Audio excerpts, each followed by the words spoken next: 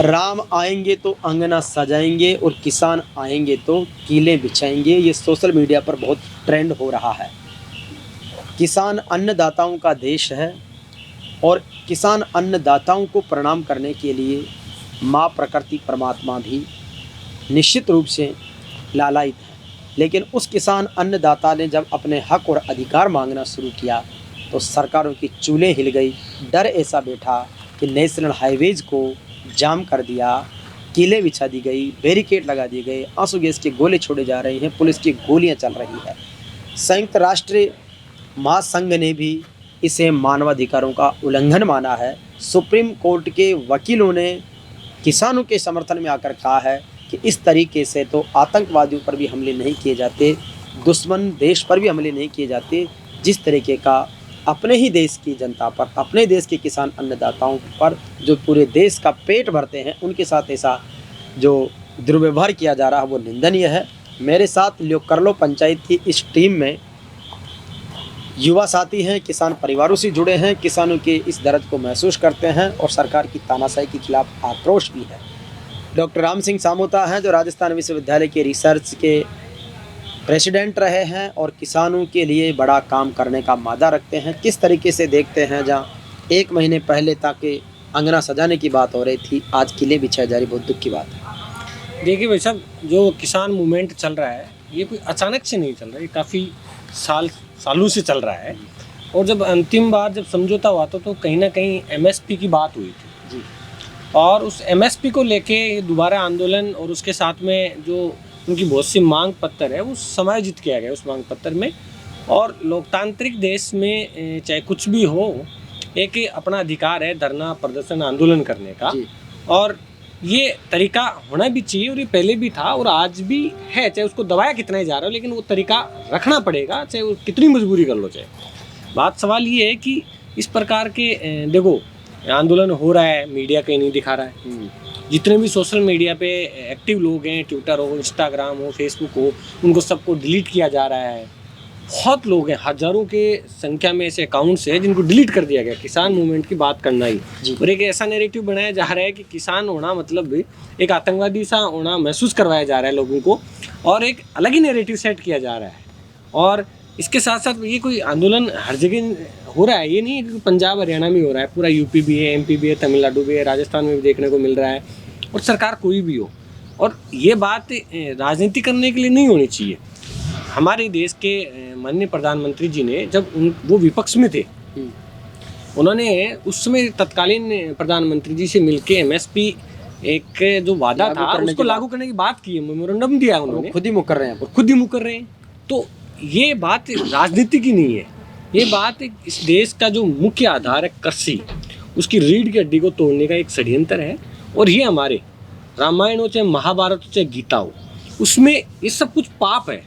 भगवान श्री राम भी इसको पाप ही कहेंगे। तो इस पाप के गड्ढे को आप क्यों बढ़ा रहे हो? किसान की बात को सुनो, वार्तालाप करो, उसकी समाधान है कि नहीं है, कितने दिन में होगा, उचित वार्तालाप होनी चाहिए। ये तो वो वाली बात हो गई कि आप खुद तो कह रहे हो कि राम राज्य आएगा, राम राज्य क्या आएगा, और आप राम के आदर्शों को नहीं मान रहे। हम राम के आदर्शों को नहीं मान रहे। प्रभु श्री राम भगवान भी ऊपर से देख रहे होंगे कि मेरे कैसे कैसे भक्त हैं जो मेरा नाम लेके छलावा कर रहे हैं, छलिया बन रहे हैं। तो ये बड़ा दुर्भाग्यपूर्ण है, ये हमारी संस्कृति को शोभा नहीं देता है। योगेश भाई हमारे बीच, योगेश यादव जी हैं जो समसामयिक मुद्दों की बड़ी अच्छी पकड़ रखते हैं। भारत सरकार ने किसानों के मसीहा के तौर पर विख्यात चौधरी चरण सिंह जी को, जो कि पूर्व प्रधानमंत्री ने, उनको भारत रत्न दिया है। MS स्वामीनाथन, जिनको हरित क्रांति का जनक कहा जाता है, उनको भारत रत्न देकर विभूषित किया है। क्या सिर्फ भारत रत्न देना ही पर्याप्त है या फिर उनके आदर्शों को इम्प्लीमेंट करें? क्योंकि स्वामीनाथन जी ने और चौधरी चरण सिंह जी ने तो किसानों के लिए संघर्ष किया, आज उनको तो भारत रत्न मिल रहा है। उन्होंने जिन वर्गों के लिए संघर्ष किया वो उनके सामने किले हैं। देखिए हरिराम जी, जब इन्होंने भारत रत्न दिया ये बहुत अच्छी बात है, बिल्कुल वो डिज़र्व भी करते हैं, उन्हें मिलना भी चाहिए था। भारत एक कृषि प्रधान देश है। अगर भारत की आप नींव देखें तो किसानों के ऊपर जो किसानों ने जो किया है, इनका बहुत बड़ा योगदान रहा है भारत की अर्थव्यवस्था के अंदर। और चाहे वो आज़ादी से पहले की बात देखें आप, तो भारत कहीं ना कहीं आयातित थे। गेहूँ जब भारत आज़ाद हुआ तो हम गेहूँ आयात कर रहे थे। आज भारत का किसान जो है वो इतने ज़्यादा मेहनत कर रहा है कि हमें गेहूं आयात नहीं करना पड़ता। हम ठीक है, हमारे खाद्य पूर्ति हो रही है। देश के प्रधानमंत्री कहीं भी जाते हैं, जब भी पहले हैं तो वो बड़े मन से किसानों जवानों की बात करते हैं। आज जब बात किसान की आई, एमएसपी की आई, तो कहीं ना कहीं ये चीज़ें बहुत ज़्यादा किसानों के प्रति गलत है कि जो उनकी वाजिब मांग है वो गलत नहीं कह रहे, वो सिर्फ अपना एमएसपी मांग रहे हैं, इसमें कोई गलत नहीं है। उनको एमएसपी मिलना चाहिए, उनके हक और अधिकारों की बात है। और आप सिर्फ एक भारत रत्न देखकर कहीं ना कहीं एक परिवार को, एक पार्टी को आप संतुष्ट करके उन बातों को दबाया जा रहा है, ये गलत चीज़ है। ये गलत चीज़ है। आपको किसानों की आवाज़ सुननी चाहिए और लोकतंत्र के अंदर आंदोलन करना, लोकतंत्र के अंदर अपनी बात रखने का अधिकार सबको है।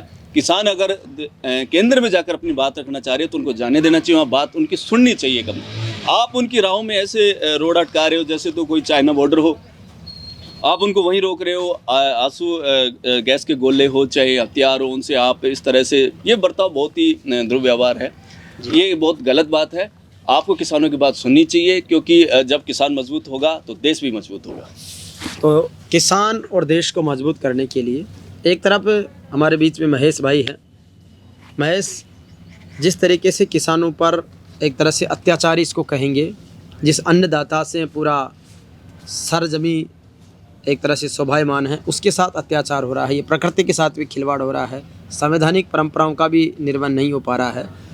लेकिन जो आदेश देने वाले हुक्मरान हैं वो तो पर्दे के पीछे हैं, और जो पुलिस और फौज है जिसमें किसानों के ही बेटे शामिल हैं, उन्हीं के द्वारा उन पर लाठियाँ भी बरसाई जा रही है, और पुलिस के द्वारा और आर्मी के द्वारा, इसके अलावा आंसू गैस के गोले छोड़े जा रहे हैं। तो कहीं न कहीं ये किसान और किसान पुत्रों के बीच संघर्ष कराने का बड़ा षड्यंत्र तो नहीं है? बिल्कुल सर, आपने जो सवाल पूछा है वो समकालीन परिस्थितियों में बहुत सही फिट बैठता है। मेरा ये मानना है कि जब भारत आज़ाद हुआ तो लाल बहादुर शास्त्री जी ने जय जवान जय किसान का नारा दिया था। उन्होंने कहा था कि अगर किसान मजबूत होगा तो भारत आंतरिक रूप से समृद्ध होगा, और अगर उनका बेटा जवान मजबूत होगा तो भारत बाह्य रूप से समृद्ध होगा। तो मेरा ये मानना है कि जो अभी समकालीन परिस्थितियों में जो एमएसपी का जो मुद्दा है, किसानों और गवर्नमेंट के बीच जो चल रहा है, तो मेरा ये मानना है किसानों की वाजिब मांग है, उस पर गवर्नमेंट को ध्यान देना चाहिए। और जब भारत आज़ाद हुआ तब हमारे देश में अनाज को आयात किया जा रहा था, आज भारत उसमें सरप्लस है। तो ये भी देखना चाहिए कि कहीं ना कहीं जो मुद्दा है वो मौलिक मुद्दा है, उसके अंदर कृषि में क्या परिवर्तन करने हैं, किसानों की किसानी को किस तरह से परिवर्तन करना है उसमें, और सरकार को उस पर कैसे ध्यान देना है। तो मुझे लगता है कि ये बहुत ज़्यादा फंडामेंटल इशू है, और किसानों की मांग बिल्कुल वाजिब है, और सरकार को इस पर ध्यान देना चाहिए, और उनके अधिकारों को सुनिश्चित करेंगे तभी देश आगे बढ़ेगा। और बिना किसानों के, बिना जवानों के, बिना उनकी मुद्दों पे ध्यान दिए बिना देश आगे बढ़े, इसमें थोड़ा मुझे लगता है परेशानी आएगी। तो जय जवान जय किसान का नारा देकर लाल बहादुर शास्त्री ने देश के किसानों का मान बढ़ाया। देश के प्रधानमंत्री कह रहे हैं कि हम भारत को विश्व गुरु बना रहे हैं, लेकिन क्या किसानों की ऐसी कराहती आवाज़ों या उनके अत्याचारों के बीच विश्व गुरु बनने की संभावनाएं लगती है? सुनील भाई, देखिए, विश्व गुरु बड़ी बात है, इसके लिए तो अभी बहुत मेहनत करनी पड़ेगी। अच्छा विजन होगा, अच्छे लोग जो राजनीति में हैं या तमाम चीज़ों में जिस भी फील्ड में अच्छा काम कर रहे हैं उनको आगे लाना होगा, प्रोत्साहन करेंगे, जब जाके विश्व गुरु बन जाएगा देश। बात चल रही है जो जय जवान जय किसान की, एमएसपी की, तमाम किसान आंदोलन की। किसान आंदोलन बहुत पहले लंबा किसान आंदोलन चला, थोड़े दिन समय की पहले बात है। फिर कोरोना के समय चला, लंबा चला किसान आंदोलन। दिल्ली के बॉर्डरों पे किसान बैठे रहे, तमाम बातें हुई उसमें, और नए बिल, कृषि बिल लाए, उनके विरोध में चर्चा चल रही। बात ये थी कि एमएसपी की बात, जो मिनिमम सपोर्ट प्राइस की जो बात होती है, पहले देश की अर्थव्यवस्था और किसान राजनीति अलग थी, और आज चेंज हो गई है पूरी। पहले देश की अर्थव्यवस्था, मैक्सिमम अर्थव्यवस्था कृषि आधारित थी। आज अर्थव्यवस्था कृषि से हट करके दूसरे सेवा क्षेत्र हो या उद्योग हो, ये देश की आज़ादी के समय नहीं थे, तो कृषि पे ज़्यादा डिपेंडेंट। हरित क्रांति जो स्वामीनाथन जी को अभी भारत रत्न दिया गया, उसके बाद देश की परिदृश्य चेंज हुआ, और अन्न पैदावार इनमें पण आगे बढ़े। मिनिमम सपोर्ट प्राइस जो एमएसपी की बात होती है, उसमें मुझे ये जो किसान आंदोलन, इसमें कहीं ना कहीं क्या होता है, पंजाब और हरियाणा को बहुत ज़्यादा फायदा मिलता है जी, और तमाम देश के किसान, खेती पूरा देश करता है, उन लोगों को इसमें कम फायदा मिलता है। दिल्ली नज़दीक है हरियाणा पंजाब के, तो तुरंत दबा करके वो अपने पक्ष में फैसला लेना चाहिए। सरकार को ऐसे नहीं, सरकार को बैठ करके तमाम राज्यों के अंदर एमएसपी पे खरीद 90% तो दोनों स्टेट से करते हैं।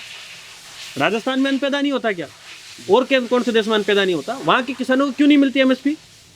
बिल्कुल। और जो मैं कह रहा हूँ, किसान जो कह रहे हैं एमएसपी पे खरीद की बात हो रही है, उस पर पूरा पैमाना होना चाहिए, किस राज्य से किसकी क्या भागीदारी होगी, कौन सी फसलें खरीदेंगे अपन, और जो चीज़ें चल रही है उनमें देखना चाहिए कि किसको देना चाहिए, क्या नहीं देना। बड़ा इसका फॉर्मूला जो है उस आधार पर ही ये सारी चीज़ें तय होनी चाहिए। कि संवाद कायम होना चाहिए, बातचीत होनी चाहिए, बातचीत पे हल निकलना चाहिए और उसको डिवाइड करना चाहिए कि पंजाब हरियाणा से मैक्सिमम खरीद की हो रही है, वहाँ का किसान समृद्ध है, राजस्थान का किसान आप देखो ना विषम परिस्थितियों में। दूसरी चीज़, ये एमएसपी जो है उसमें नई चीज़ों को इनको लाना चाहिए, जैसे अपन अनाज में गेहूँ धान ये सब एक्स्ट्रा उगा रहे हैं, दलहन तिलहन में हम पीछे हैं, जिन चीज़ों का आयात हो रहा है उसको प्रोत्साहन दो ना आप।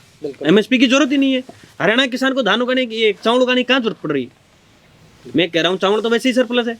हरियाणा किसान को ऐसी सुविधाएं सरकार दे, वहाँ अनुकूल परिस्थिति है, प्रदेश में भी है, दाल चना अपन खूब उगाते हैं, क्यों नहीं प्रोत्साहित कर रहे? जो बात यूरिया की बात होती है, इसमें यूरिया की जो ये कालाबाजारी हो रही है देश के अंदर, तमाम किसानों को उसको जैविक खाद को क्यों प्रोत्साहन नहीं दे रही सरकार? प्रधानमंत्री जी थोड़े दिन पहले कह रहे थे कि 22 के अंदर किसानों की आय को हम दुगना कर देंगे, कहाँ गए वो बातें? और आज राहुल गांधी जी बात कर रहे हैं कि हम अगर सरकार में आते तो एमएसपी देंगे। क्या पैमाना, क्या आधार है, किस आधार पे दोगे? केवल पंजाब हरियाणा किसानों को दोगे क्या आप एमएसपी, और प्रदेश में किसान नहीं है?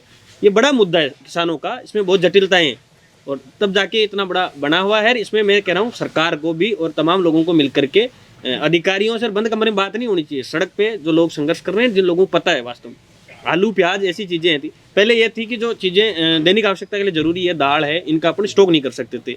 आज तो स्टॉक कर रहे हैं लोग, सीजन के अंदर भी आलू प्याज की कीमतें देखो आप, आसमान छू रही है।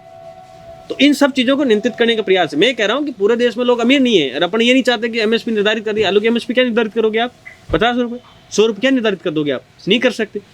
नॉर्मल आदमी भी है देश के अंदर, प्रतिवर्ती आए तो क्या ही है। उन सब चीज़ों को ध्यान में रखते हुए इस किसान आंदोलन की, ये तमाम किसानों की जो समस्याएं हैं, इनके ऊपर सकारात्मक हल इस सरकार को करना चाहिए। विपक्ष को भी आगे बढ़ के आना चाहिए। विपक्ष इस किसान आंदोलन में कहीं नजर नहीं आ रहा। बहुत बड़ी बात है ये, विपक्ष की भूमिका बिल्कुल नगण्य है इसमें किसान आंदोलन के। तो इसलिए, और जो सरकार कह रही कि रोजाना अखबार में विज्ञापन आ रहे मोदी की गारंटी, मतलब पूरी होने की गारंटी, तो किसान तो सिर्फ एमएसपी की ही गारंटी मांग रहे हैं। तो प्रधानमंत्री को उस पर भी ध्यान देना चाहिए कि वो गारंटी भी मोदी की गारंटी में शामिल हो और देश के किसान खुशहाल बने। आपकी भी राय हमें कमेंट बॉक्स में ज़रूर बताएं। राम राम।